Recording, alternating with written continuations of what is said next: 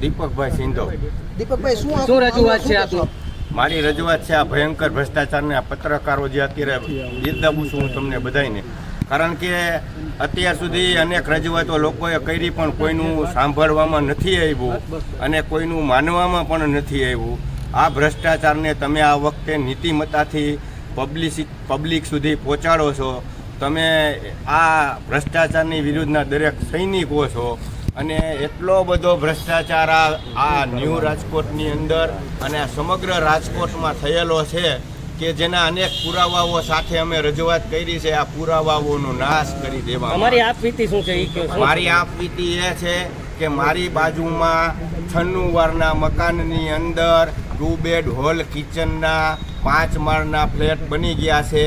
25નો road છે, પ્લોટનું મોઢું 25નું છે, જેની માન્યતા મળે નહીં. જો ખરેખર ફ્લેટ બનેલા હોય અને એની માન્યતા મળે તો દરેક ફ્લેટની અંદર એક્ઝિટ અને એન્ટ્રી એ રીતનું બાંધકામ હોવું જોઈએ. આપ તમામ પત્રકારોને આ વિસ્તારના ટીપીઓ ઉપર હું આક્ષેપ કરું છું અને અનેકવાર મેં ભૂતપૂર્વ ટીપીઓ, અત્યારના ટીપીઓ નહીં, જેને ભૂતપૂર્વ કરી નાખ્યા આપ સૌની રજૂઆતથી એની ઉપર હું આક્ષેપ કરું.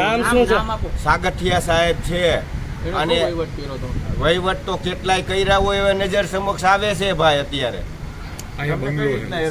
મારા માતા પિતા 80 વર્ષના સિનિયર સિટીઝન છે, તેમને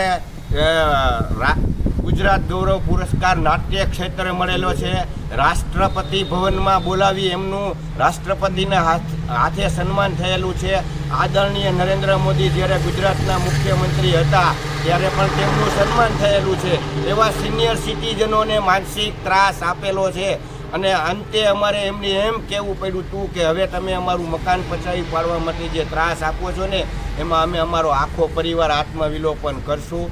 ત્યારે અમને આ ત્રાસ દેવાનો બંધ કર્યો. કઈ વર્ષની ઘટના છે? ક્યારની છે? આ 6 વર્ષ દિવસ પહેલાની ઘટના છે. કયા પ્રકારનો ત્રાસ અપાતો હતો તમારો? ત્રાસ એટલે એક જ દિવાલે બાંધકામ ચાલતું હોય તો તમે વિચાર કરી લ્યો શું હોય. કારણ કે મારું મકાન રોડ ઉપરનું મોઢું હતું અને એને જે મકાન લીધો ને એ બાજુનું હતું. એને એમ હતું કે આ લોકોને દબાવીને પડાવી લેશે, પણ અમે જાગ ઝીલી છે. ક્યાં ફરિયાદ કરવી સાહેબ, ક્યાં ફરિયાદ કરવી? અત્યાર સુધી હિંમત કેમ નહોતી? આજે કેમ હિંમત આવી? આજે એટલા માટે હિંમત આવી કે આ 42 જણા નિર્દોષ મરી ગયા ને, તો આના કરતા આપણે પણ આમાં હોમાઈ ગયા હોત ને સારું હતું. આ આટલો ભ્રષ્ટાચાર ચાલે. પાછળની શેરીમાં ભાનુબેન બાબરિયા રહે છે, એની બિલકુલ બાજુમાં અત્યારે 300 વારમાં આ બાંધકામ ચાલે. આ અનામિકા સોસાયટીનો કાયદેસરનો નિયમ છે માત્ર 100 વાર જગ્યા આપવી. આ માણસે કઈ રીતના 300 વાર જગ્યા ભેગી કરી, આ પણ એક સવાલ છે.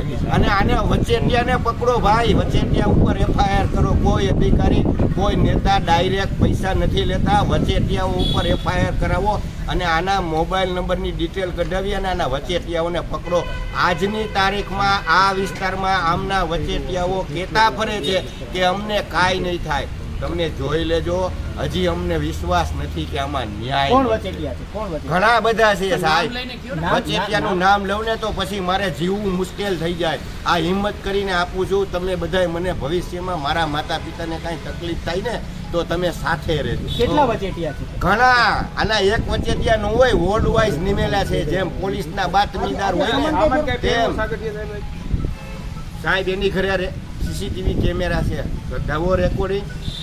આ ACB વાળા ને PCB વાળા ને CPB વાળા વાતું કરે છે, એને ઉપાડ્યો એ ભેગું અહીંયા રેડ પડવી જોઈએ ને. ઓકે.